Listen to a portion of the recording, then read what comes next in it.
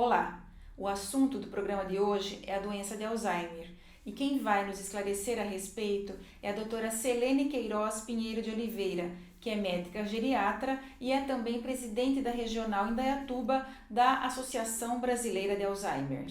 Bem-vinda, doutora Selene. Obrigada, Mirna, pelo convite. Eu gosto muito de falar sobre esse assunto.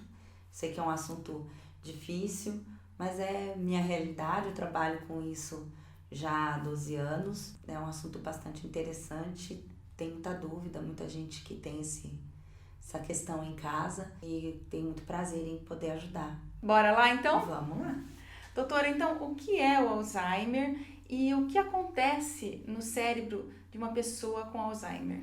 A doença de Alzheimer é uma doença degenerativa do cérebro, né? Então vai havendo um processo que vai estragando o cérebro aos poucos e isso é progressivo.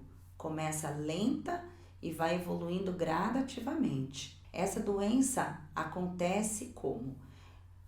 Formam-se placas de uma proteína beta-amiloide no cérebro. Essa placa ela é tóxica, então ela vai estragando os neurônios ao redor dela e esses neurônios que estão estragados, eles se enrolam todo formando os emaranhados neurofibrilares. Isso é o que o Dr. Alois Alzheimer viu há mais de 100 anos atrás, quando ele estudou o cérebro de uma paciente que ele atendeu num hospital psiquiátrico, que ele se interessou bastante sobre o caso dela.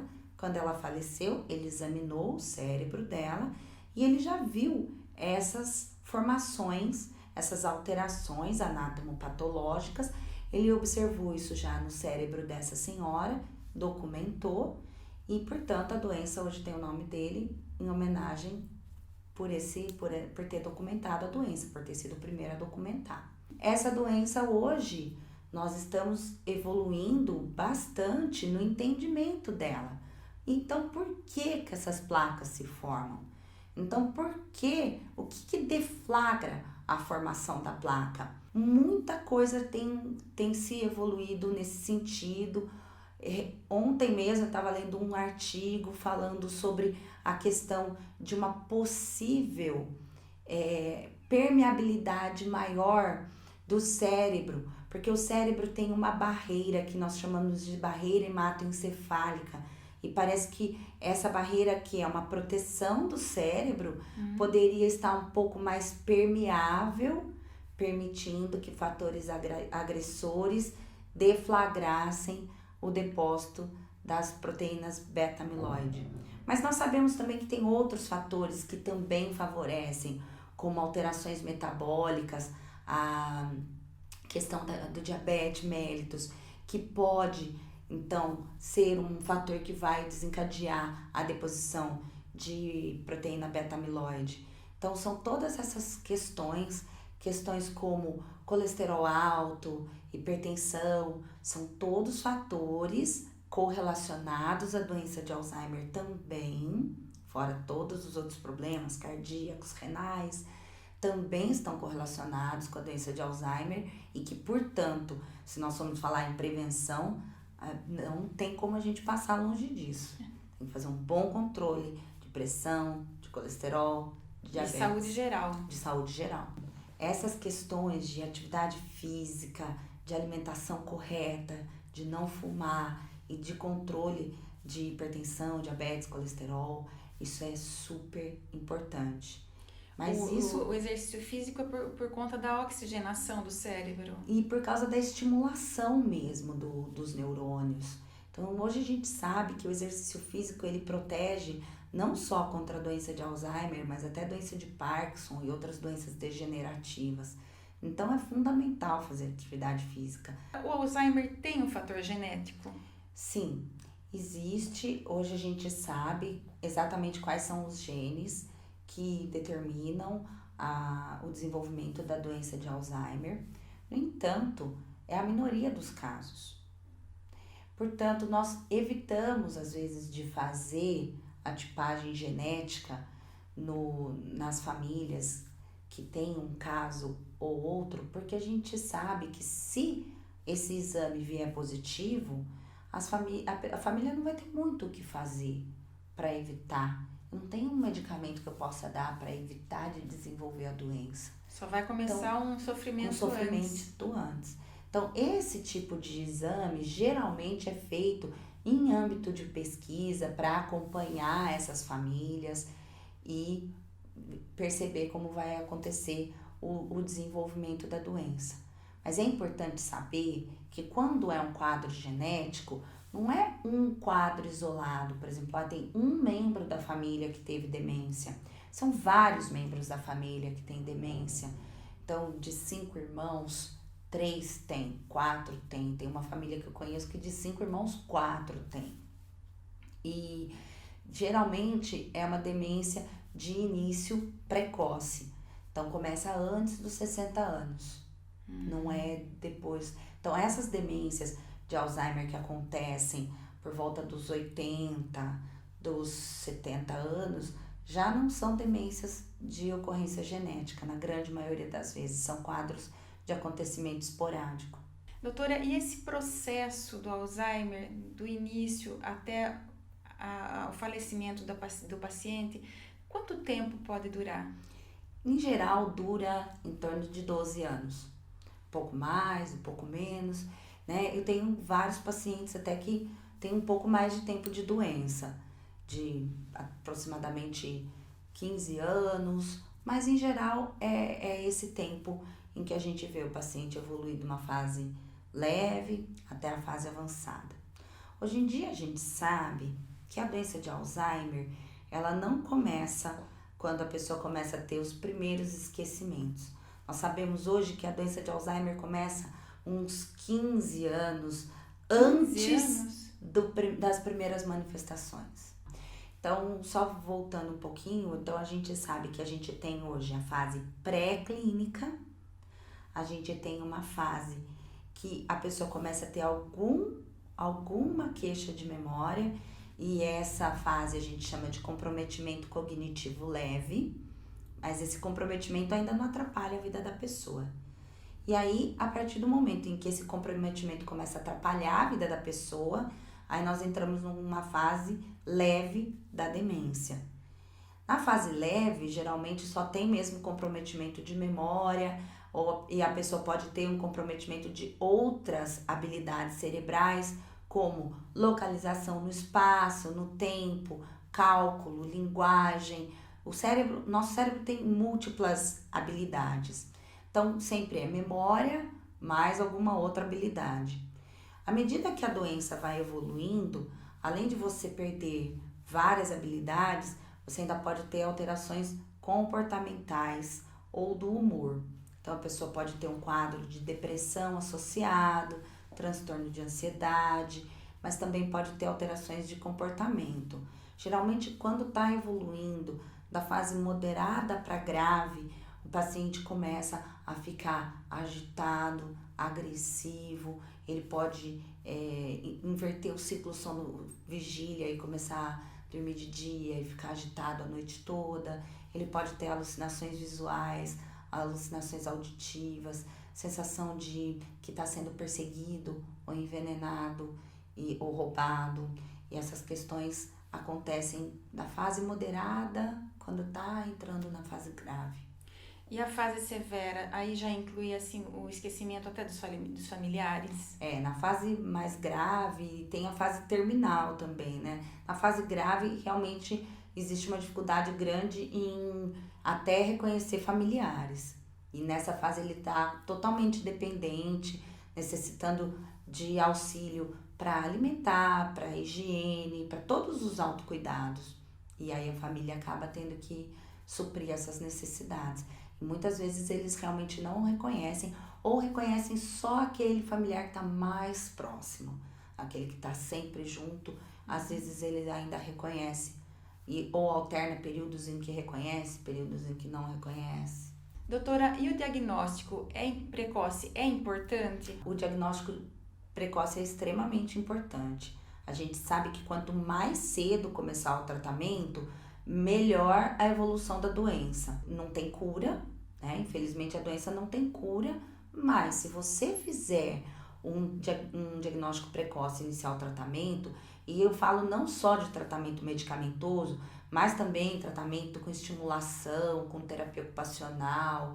Isso tudo faz com que a doença leve mais tempo para chegar na fase moderada, fase grave.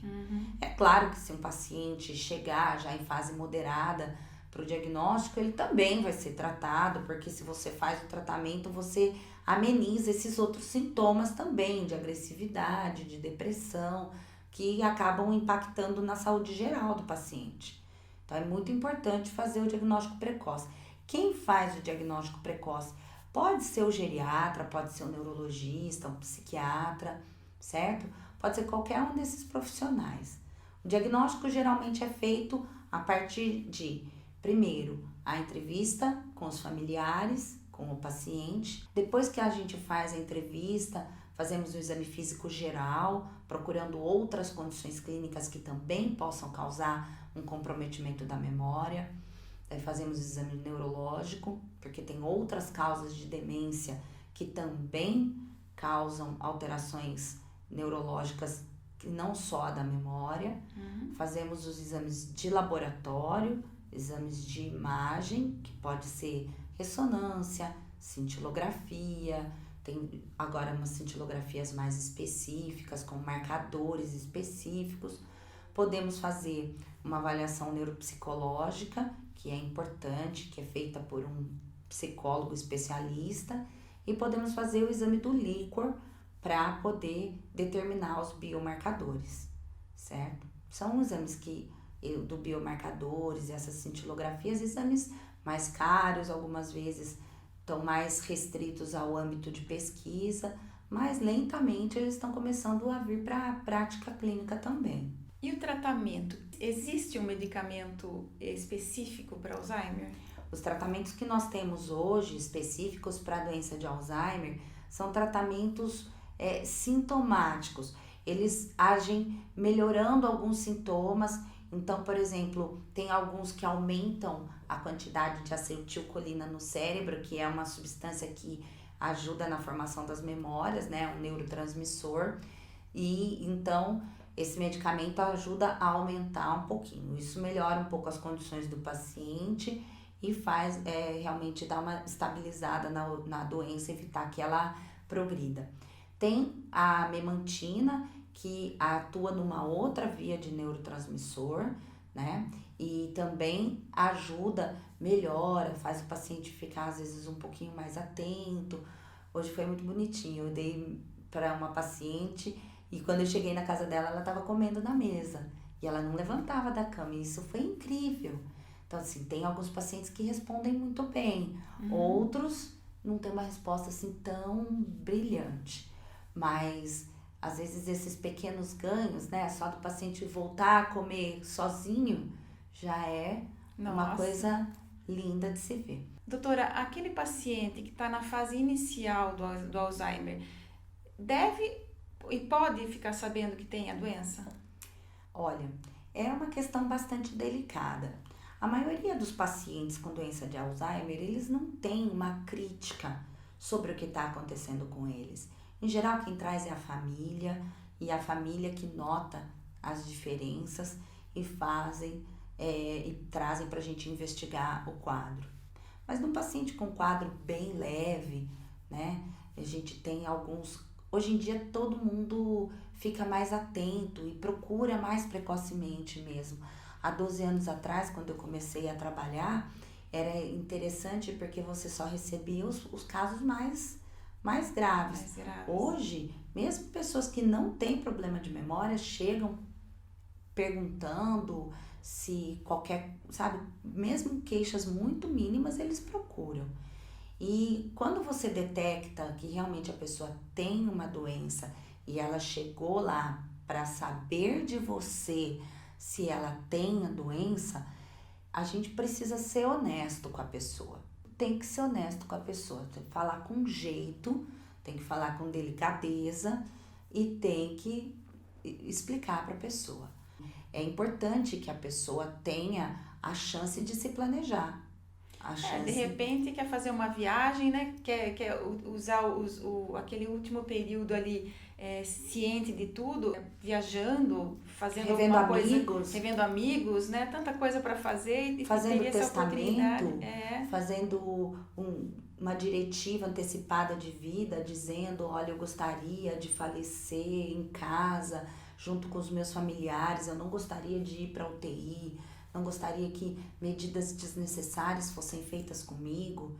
Então, se a pessoa tem condição de entender isso e ela deseja, porque a gente tem, à medida que nós vamos convivendo, entrevistando o paciente, nós temos como saber se o paciente deseja saber.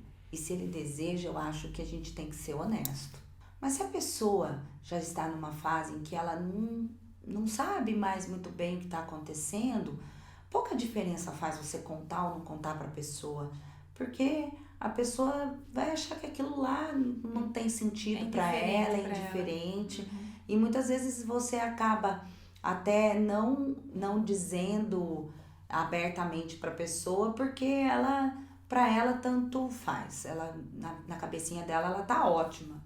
Doutora, do ponto de vista do familiar cuidador, como é que ele deve encarar essa situação, a doença, né, para tornar esse processo do Alzheimer menos doloroso para ele e para o doente? Existem várias fases, né, da demência e da questão como o cuidador, como o familiar acaba enfrentando as situações. A primeira situação, uma das que também é muito difícil, é a questão de quando recebe o diagnóstico. Quando recebe o diagnóstico é muito difícil aceitar, é um choque. Depois, com o tempo, a pessoa começa a buscar informação. Informação é muito importante, porque por pior que você saiba que as coisas vão evoluir, pelo menos você tem como se planejar, você tem como saber o que vai acontecer e como você vai agir diante de cada uma das situações, né? Então, a primeira coisa é buscar informação.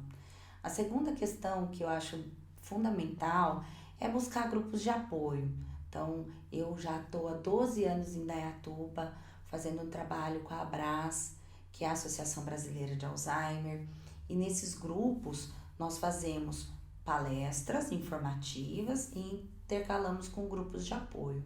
Sempre na primeira segunda-feira do mês, na sede da APM, que fica na Avenida do Parque Ecológico. Quero aproveitar para convidar todo mundo para participar. E é importante também a gente saber pedir ajuda. Tem muita gente que fica resistindo e achando que só ele pode cuidar, que só ele cuida daquele jeito. E a gente sabe que nós somos seres humanos, nós temos nossas limitações, nós ficamos cansados. E quando a gente se vê numa situação assim, é importante a gente ter com quem dividir, com quem revezar o cuidado. Porque é normal o cuidador, o familiar cuidador, sentir culpa por ir buscar a ajuda externa. É normal. E inclusive tem alguns tipos de pensamento, né? Do tipo, um pai cuida de 10 filhos e 10 filhos não cuidam de um pai. É um ditado antigo. Mas a gente sabe que às vezes o cuidado com esse pai é tão complexo, é tão difícil, envolve conhecimentos técnicos muitas vezes, que só um técnico de enfermagem, um fisioterapeuta consegue fazer isso. Então, muitas vezes, não é só a boa vontade que a pessoa precisa, muitas vezes a pessoa precisa de um cuidado técnico. Então, a gente não deve resistir em pedir ajuda. A gente precisa de ajuda. Carinho, amor, a gente pode dar. E o cuidador técnico, ele até tem alguns que são muito carinhosos, e a gente conhece vários profissionais assim, mas assim, o carinho de filho, o carinho de esposo, esse carinho, ele não vai deixar de ser dado porque você pediu ajuda para alguém. Ao contrário, você vai estar descansado E você pode até dar um carinho mais gostoso, mais leve, do que porque a gente sabe que quando a pessoa está cansada, a pessoa está entristecida, ela perde as energias. Ela não tem força nem para dar aquele carinho que ela sente. E aí ela às vezes fica irritada. E isso acaba culminando num cuidado de má qualidade. Então A pessoa precisa estar bem para cuidar para bem. poder cuidar bem. Doutora, fala um pouquinho então do trabalho da Abras Indaiatuba. Então, nós estamos em Indaiatuba há 12 anos. Fazemos reuniões mensais, sempre na primeira segunda-feira do mês. E nós tentamos abordar o maior número de assuntos possível. Esses assuntos são assuntos que os cuidadores solicitam. Então, eles têm interesse em saber sobre algum assunto específico. Nós fizemos recentemente uma palestra sobre cuidados com a higiene oral no paciente com demência. Eventualmente temos orientações com advogados, porque essa questão jurídica é extremamente importante, muita gente não conhece. E aí tem sempre um advogado que nos orienta, que faz as reuniões e todo mundo adora. Nós fazemos vários temas, temos vários profissionais, seja de saúde ou não, que vão e fazem as palestras e as pessoas trocam ideia, tiram dúvidas. Temos também os grupos de apoio psicológico, que são sempre ministrados por 1 ou 2 psicólogos, que faz com todas as pessoas que participam. As reuniões são abertas a todas as pessoas que tiverem interesse, sejam familiares, cuidadores informais ou até muitos profissionais de saúde acabam frequentando também as reuniões para discutir, para acrescentar mais na prática deles. Em setembro tem uma programação especial, né? Por quê? Porque dia 21 de setembro é o Dia Mundial da Doença de Alzheimer. Então, em todo o mundo são feitas ações relacionadas à doença de Alzheimer. E aqui no Brasil também a Abras faz ações em todo o país, marcando essa data. Então, é uma época que nós fazemos palestras especiais, eventos especiais, às vezes alguns eventos culturais, como ano passado nós fizemos a exibição do filme Pra Sempre Alice e uma discussão ao final da apresentação. Então, essa data ela sempre tem mais ações para marcar essa data. Doutora, para finalizar aqui nossa entrevista, então, quais são as perspectivas aí na doença de Alzheimer? As pesquisas, como é que estão? Novos tratamentos? Cura? Como é que estamos? As novas perspectivas estão sendo relacionadas ao maior entendimento da doença. Estudos procurando saber por que a placa beta-amiloide se precipita, se forma no cérebro, já que a proteína beta-amiloide é uma proteína que todos nós temos.